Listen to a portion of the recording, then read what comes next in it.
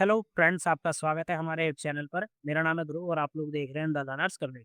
आज की वीडियो में हम लोग बात करेंगे सिक्स्थ सेमेस्टर के हिंदी का एक सब्जेक्ट है जेनरिक इलेक्टिव, और सब्जेक्ट का नाम है हिंदी साहित्य और भारतीय मूल्य बोध।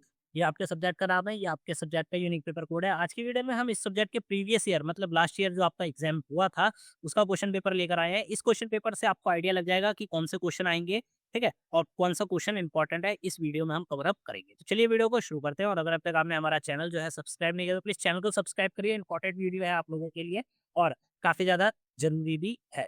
पेपर के बारे में अगर हम बात करें तो 3 घंटे का टोटल टाइम दिया जाएगा। 90 नंबर का आपका ये वाला सब्जेक्ट का पेपर होगा, ठीक है।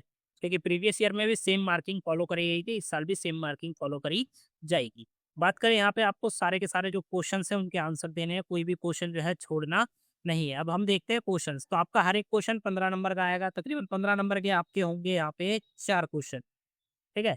15 नंबर के आपके 4 क्वेश्चन है और लास्ट वाला आपका ये जो है क्वेश्चन नंबर 5 ही आपका 30 नंबर का हो जाता है, ठीक है।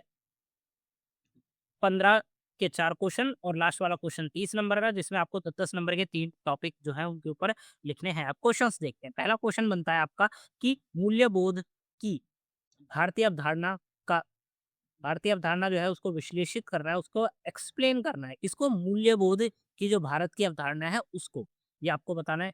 क्वेश्चन अथवा के ऑप्शन के साथ दिया गया है। तो व्यक्तित्व के विकास में भारतीय मूल्य का अवदान स्पष्ट कीजिए, ठीक है। व्यक्तित्व के विकास मतलब कोई पर्सन है, उसकी जो पर्सनैलिटी है उसकी डेवलपमेंट में जो भारतीय मूल्यों की अवदान है उसके बारे में आपको यहाँ पे बात करनी है।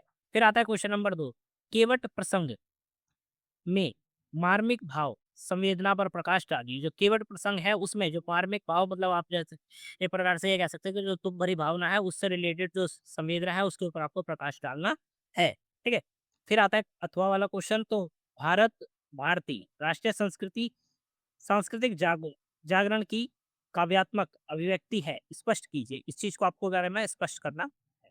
फिर आता है क्वेश्चन नंबर 3, जिसमें पूछा गया है अमरकांत की डिप्टी कलेक्टरी कहानी का उद्देश्य स्पष्ट कीजिए, ठीक है। अमरकांत के द्वारा जो लिखी गई थी डिप्टी कलेक्टरी कहानी, उस कहानी का मूल्य उद्देश्य क्या था, वो आपको क्या जानकारी देना चाहती थी, उद्देश्य क्या था, वो आपको यहाँ पे बताना है। फिर अथवा वाला क्वेश्चन आता है प्रेमचंद्र कृत मतलब प्रेमचंद्र के द्वारा लिखी गई जो आहूति है कहानी है, ठीक है। कहानी के जो तत्व है उनके आधार पर उसकी क्या करनी है, समीक्षा करनी है। उसके बारे में आपको एक प्रकार से वेरीफाई करना है, ठीक है। उसके बारे में डिटेल देनी है। क्वेश्चन नंबर 4 आता है कि सरदार पूर्ण सिंह द्वारा रचित निबंध आचरण की सभ्यता का प्रतिपाद्य स्पष्ट कीजिए। उसके बारे में आपको यहाँ पे समरी लिखनी है और एक्सप्लेनेशन देनी है, ठीक है। किसके द्वारा लिखा गया था सरदार पूर्ण सिंह द्वारा लिखा गया था एक निबंध। निबंध का नाम था आचरण की सभ्यता। इसके बारे में आपको यहाँ पे बताना है।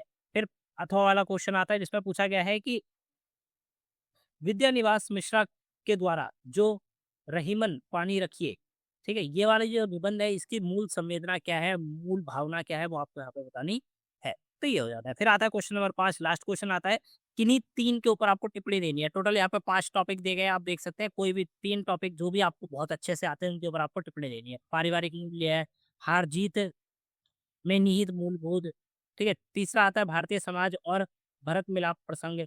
चौथा आता है रशिम रथी और सामाजिक मूल्य, और पांचवा आता है शिक्षा का उद्देश्य। निबंध के ऊपर आपको सार लिखना है, ठीक है। तो ये 5 टॉपिक आपको दिए गए। इन 5 में से कोई भी 3 टॉपिक आपको लिखने हैं, ठीक है। और सेम यही पैटर्न फॉलो किया जाएगा, कोई अलग पैटर्न नहीं आएगा, क्योंकि लास्ट ईयर भी ये एग्जाम आया था, ठीक है। लास्ट ईयर सेम फॉर्मेट से फॉलो किया था, तो इस साल भी आपका वही आएगा। इन क्वेश्चंस को प्रिपेयर करिए। साथ के साथ अगर आपको इन क्वेश्चंस के आंसर चाहिए तो कमेंट कर सकते हैं। जैसे ही आप कमेंट करेंगे और हम लोग इनके जो वीडियोस है बनाएंगे आपके लिए प्रोवाइड करवा देंगे, ठीक है। तो जाइए इन वीडियो के जितने भी क्वेश्चंस हैं इसमें मैंने आपको एक्सप्लेन करे उनको एक बार पढ़ लीजिए ताकि एग्जाम में आप अच्छे नंबर लाए। मिलते हैं अगली वीडियो में। Thanks for visiting on my channel guys.